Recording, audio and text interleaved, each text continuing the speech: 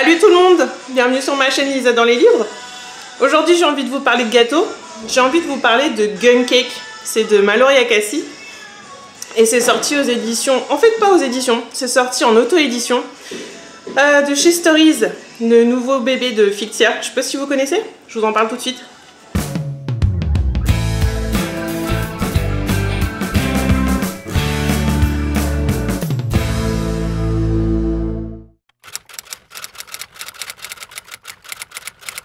Je vous embarque donc aujourd'hui en Italie avec Gun Cake de Mallory Akassi. Donc c'était ce que je vous racontais tout à l'heure aux éditions. Il n'y a pas d'édition, c'est une auto-édition et c'est avec l'aide de Stories de chez Fictia qu'elle a réussi à faire ça.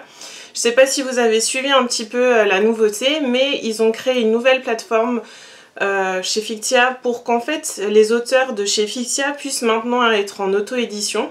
Et ils ont créé toute la plateforme pour que vous preniez directement votre texte de chez Fictia et le balancer en auto-édition. J'avais vraiment été contente du parcours de cet auteur, c'était un de mes petits chouchous, mon coup de cœur, un de mes coups de cœur de ce concours, et donc j'ai été ravie de la redécouvrir et de pouvoir enfin avoir la fin de cette histoire. Angela démarre enfin son rêve de petite fille, ouvrir une pâtisserie. Elle trouve donc enfin son bonheur à Santori, mais ce qu'elle n'avait pas pris en compte, c'est que Santori est sous l'autorité en fait de la mafia. Elle va donc devoir payer des taxes pour pouvoir être protégée et pour que son commerce puisse rester ouvert. Elle rencontre donc Adriano qui est le chef de la mafia et qui vient de reprendre le flambeau de son père. À eux deux, tout va s'avérer être très explosif et plutôt sensuel.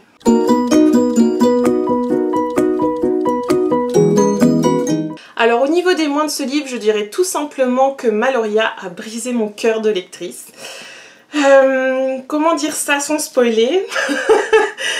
En fait, il y a un personnage qui décède dans ce livre, qui était un de mes personnages préférés. Et voilà, ça a été le gros coup dur. Les filles qui ont lu déjà chez Fictia savent de quoi je parle. Pour celles qui n'ont rien lu du tout, vous allez le découvrir. C'était vraiment dur à encaisser. Je suis la première, quand je fais des bêta-lectures, à conseiller à mes auteurs d'être méchants un peu et de nous malmener pour qu'on arrive à se rappeler de l'histoire, qu'on ait envie de lire le 2, qui est vraiment un engrenage comme ça assez puissant sur un livre. Et là c'est clair qu'elle y allait très bien et c'était très dur. Donc voilà, pour le moins je mettrais ça, tout simplement, le reste était parfait.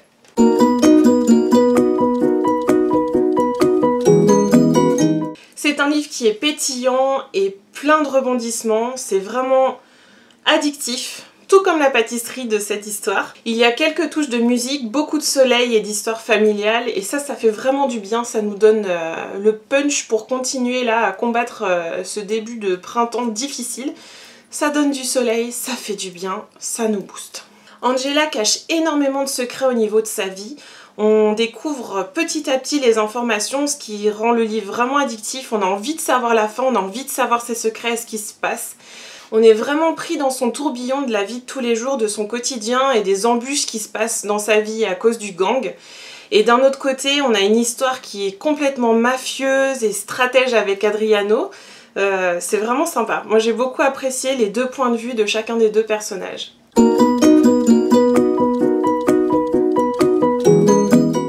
En bref, ce livre est une petite pépite, il est à déguster aussi rapidement que les macarons d'Angela et aussi poignant que les armes d'Adriano. Oh, c'est joli ça. On va le garder. Addictif, sensuel et poignant, moi en tout cas c'est les maîtres mots de ce livre, je vous le conseille grandement. J'ai vraiment très hâte de pouvoir le mettre dans ma petite bibliothèque derrière, donc n'hésitez pas à aller l'acheter pour qu'on puisse enfin l'avoir en papier, c'est comme ça que marche Stories. Donc plus on a de votes, plus on a d'achats et plus on a rapidement la possibilité de l'avoir en papier. Donc je compte sur vous. Je vous laisse également voter, liker, commenter, partager ma vidéo. Et on se retrouve d'ici 2 semaines pour Five, le petit bébé de Margie No Name. Et j'ai vraiment hâte de vous la faire découvrir également parce que c'est aussi un de mes coups de cœur Fictia qui s'est aussi lancé chez Stories. Donc voilà. Je vous fais un énorme bisou, je vous laisse avec la musique qui m'inspire sur ce livre. Ça va être italien, évidemment. Ciao à tutti! voglia di andare più forte, non ci basterà questa notte. Voglio vedere le luci dell'alba cambiare colore. Voglio ballare con te, soltanto con te. Non chiedo la luna ma ballo con te. Lasciamoci tutto alle spalle io e te, fino a che nasce il sole.